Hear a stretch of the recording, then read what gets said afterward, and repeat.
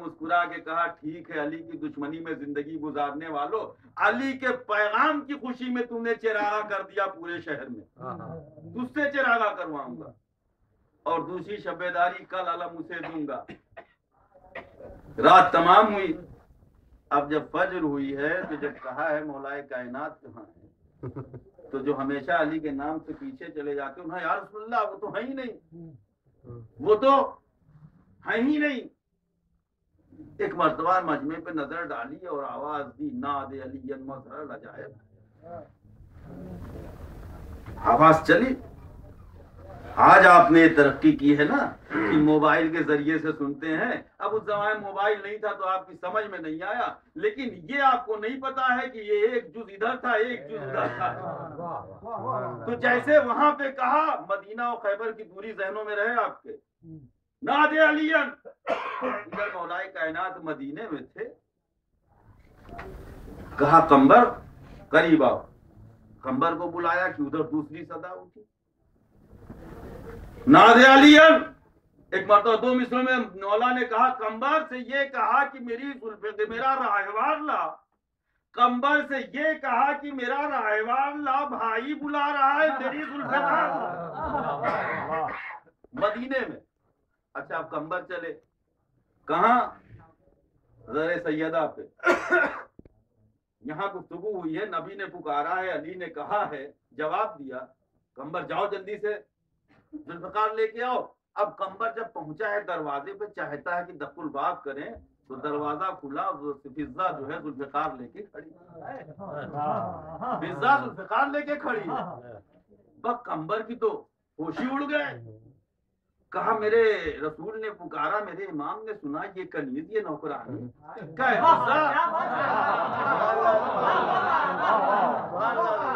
फिजा, ये नबी और इमाम की बातें हो रही थी, बीच में तू कहां से आ गई? अभी मैंने दरवाजा नहीं खुलवाया, ये जुल्फकार कैसे लेके खड़ी है? कहा है कंबर, तू घर के बाहर का नौकर है,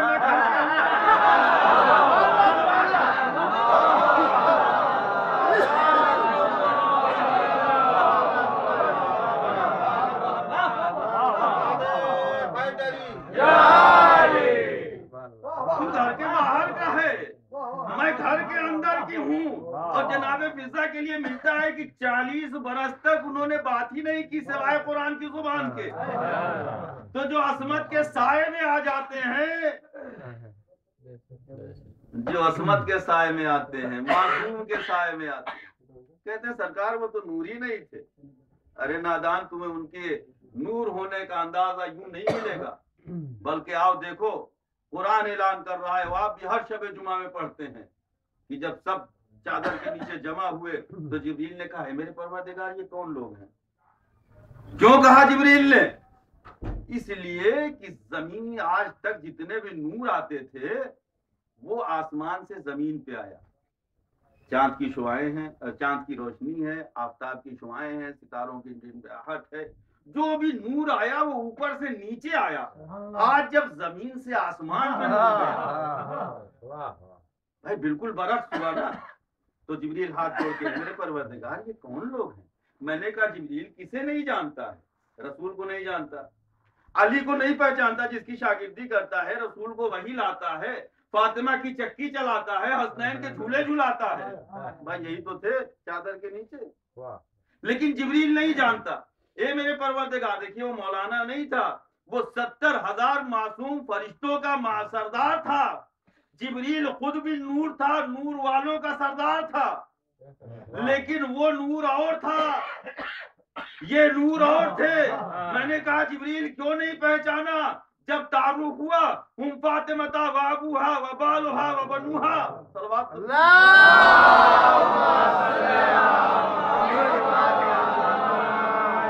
कहा नादान, अब तक जिसको देखा था वाहिद वाहिद देखा था, आज इकट्ठा देख रहा हूँ, इसलिए आंखें तार हो गई। सलवात भेजे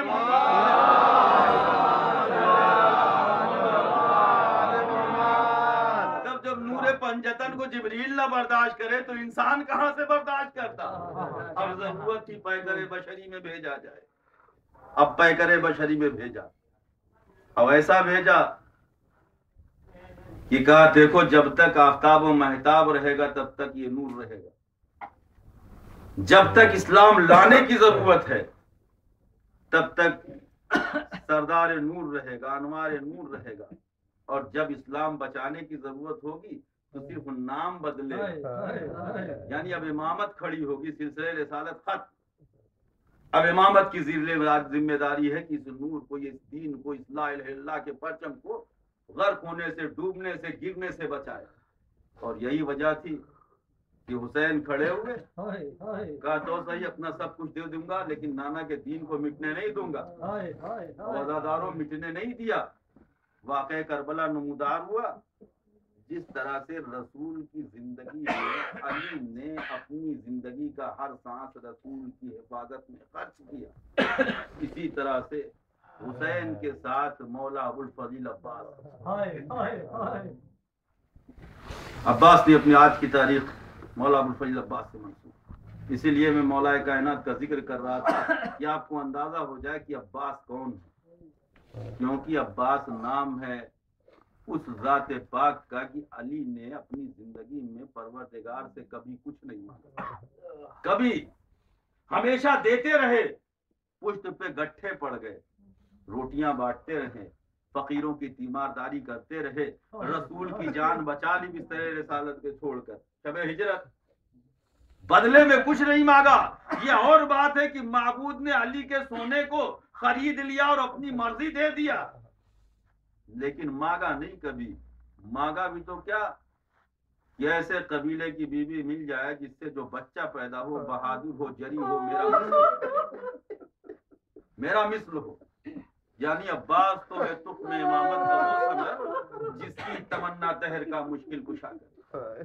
हज़रत अब्बास को और करीब से बताऊं कि खजाने की जो जीनत है उसे अलमास कहते हैं, तलब पानी की हो जब तब तो उसको प्यास कहते हैं। जहां पीते हैं सब पानी उसे कहते हैं सब दरिया, जो दरिया को पिलाता हो उसे अब्बास। अब्बास कौन थे? अब्बास वो थे कि जिस तरह से अली की शुजाअत थी, इसी तरह से अब्बास ने अपना मंजर, अपना जौहर दिखा दिया था जंगे सिफ़ीन में। अपना जौहर दिखा दिया था कि नजरों के ऊपर लाखों के लश्कर को देखते थे। किसी शायर ने कहा था कि अब्बास ने अपनी निगाहों पे लाखों के लश्कर को पलट दिया। और वाकई करबला ये नमूदार हुआ। अगर हुसैन न चाहते, इस्लाम को न बचाना होता, अब्बास थे हुसैन के लश्कर के कमांडर, सरदार, अलमदार। तो जब मदीने से निकलने का वक्त आया तो अब्बास ने आस्तीन उल्टी कहा कि भैया आका ये वतन क्यों छोड़े दे रहे हैं, बस मुझे इजाजत दे दीजिए, वतन छोड़ने की जरूरत नहीं है। कहा नहीं अब्बास, देखिए मुल्क में दो ही चीजें सबसे अहम होती हैं, एक सरदार सदर और एक कमांडर। सदर जब चाहता है, इजाजत देता है, तब कमांडर की सेना जो है काम करती है।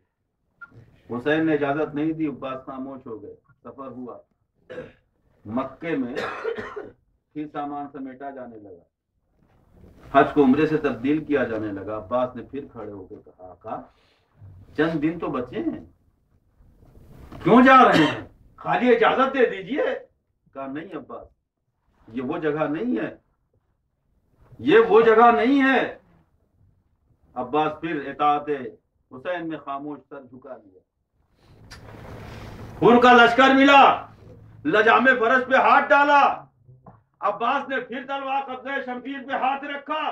हुसैन ने कहा नहीं अब्बास, मौका नहीं आया है, इसे पानी पिलाओ, लश्कर को सैराब करो। आगे